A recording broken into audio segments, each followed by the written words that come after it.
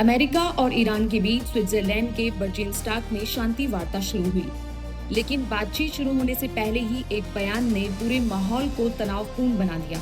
Israel के प्रधानमंत्री Benjamin Netanyahu ने साफ कर दिया कि इजरायली सेना दक्षिणी लेबनान में बने सुरक्षा क्षेत्र से फिलहाल पीछे नहीं हटेगी। यरूशलेम में आयोजित जेएनएस इंटरनेशनल पॉलिसी समिट 2026 में नेतन्याहू ने कहा कि जब तक इजराइल के लोगों की सुरक्षा के लिए जरूरी होगा, सेना वहां तैनात रहेगी। इतना ही नहीं, नेतन्याहू ने दो टूक कहा कि इजराइल किसी भी कीमत पर ईरान को परमाणु हथियार नहीं बनाने देगा।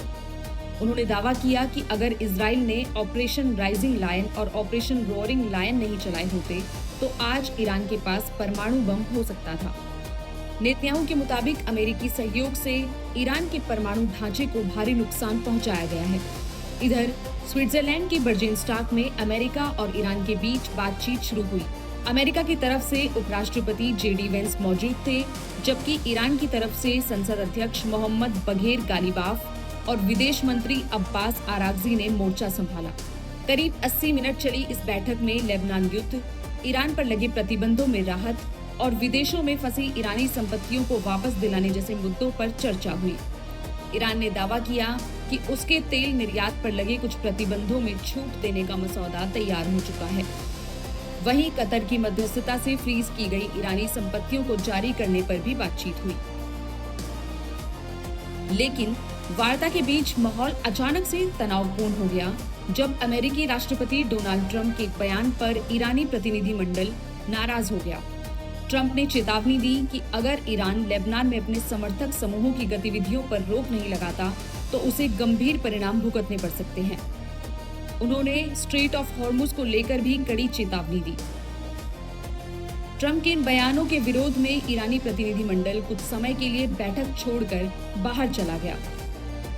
बाद में ईरानी राष्ट्रपति मसूद पेजेश्कियन ने कहा कि अमेरिका को बयान देते समय सावधानी बरतनी चाहिए और ईरान की सेना किसी भी जवाब के लिए तैयार है।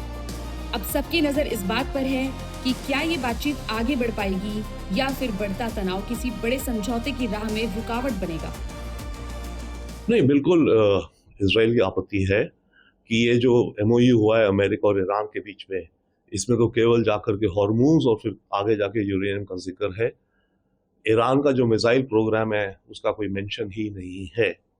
तो इजराइल को डेफिनेटली ये अपने लिए खतरा दिखता है और इजराइल इस पे अपनी सख्त कंडेम कर रहा है इस बात को। परंतु बात यह है कि अमेरिकी एडमिनिस्ट्रेशन है, अब नेतन्याहू अभी तक तो अमेरिका से खेलते आए कि भाई आप मेरे सबसे closest of course friend trusting हैं, तो अब जब इतना आप डिपेंडेंट हो गए अमेरिका पे, तो अब जो अमेरिका कहेगा आपको करना तो पड़ेगा ही। इजराइल को दिक्कत क्या है सर?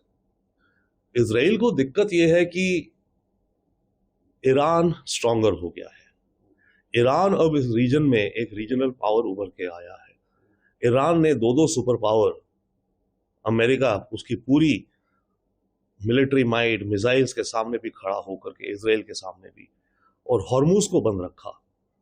हॉर्मूज इनफैक्ट एक नया सुपर वेपन पैदा हो गया इस जंग में।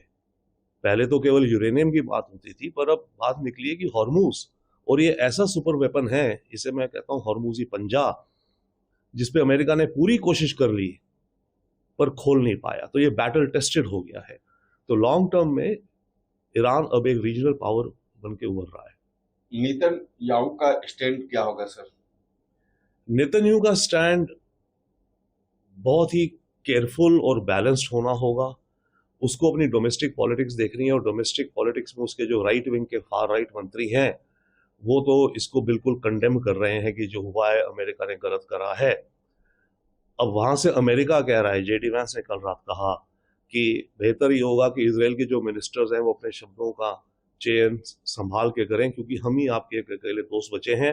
पूरी दुनिया में इस समय इजराइल के दोस्त कम हो गए हैं, और वो सच्चाई भी है। यूरोप में भी, अमेरिका के अंदर भी इजराइल के खिलाफ तो इतना नहीं मानिए, पर नेतन्याहू जो इजराइल को जिस डायरेक्शन ले जा रहा है, नेतन्याहू के खिलाफ बहुत लोग अमेरिकन हैं, और अमेरिका के अंदर जो जूइश लॉबी है वो भी बहुत पूरी तरह से बट गई है। तो जेडी वैंस याद दिला रहे नेतन्याहू को कि आप हमसे खफा होकर के तुम्हें कुछ नहीं मिलेगा, हम ही तुम्हारे एक फाइनल दोस्त बचे हैं। ईरान भारत तेल डील पुराना रिकॉर्ड और प्रतिबंध है, क्या मानते हैं सर? देखिए, ईरान से जब सैंक्शंस हटेंगे तो इंडिया तेल लेगा।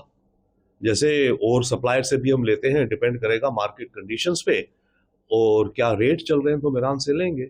जब सैंक्शंस नहीं थी ईरान पे रिसेंटली कुछ समय पहले, तब हम ईरान से करीब 3-3.5 लाख बैरल अ डे का तेल लेते थे। तो अब अगर सैंक्शंस खुलेंगी तो हम फिर से ले सकने की हालात में होंगे। ओबामा ने ईरान से डील करी थी, तब हमने फिर ईरान से तेल खरीदना शुरू करा, जो कि करीब 3-3.5 लाख बैरल अ डे हम खरीद रहे थे। पर ट्रंप ने आके जब वो एग्रीमेंट फाड़ दी तो फिर दोबारा सैंक्शन लग गए ईरान पे, हम फिर रुक गए ईरान के साथ तेल लेने में। इनफैक्ट अभी तो हमने अपना चाबार प्रोजेक्ट भी रोका हुआ है ईरान के अंदर, जो कि बहुत स्ट्रेटेजिक प्रोजेक्ट है, क्योंकि अमेरिकी सैंक्शंस के अंतर्गत।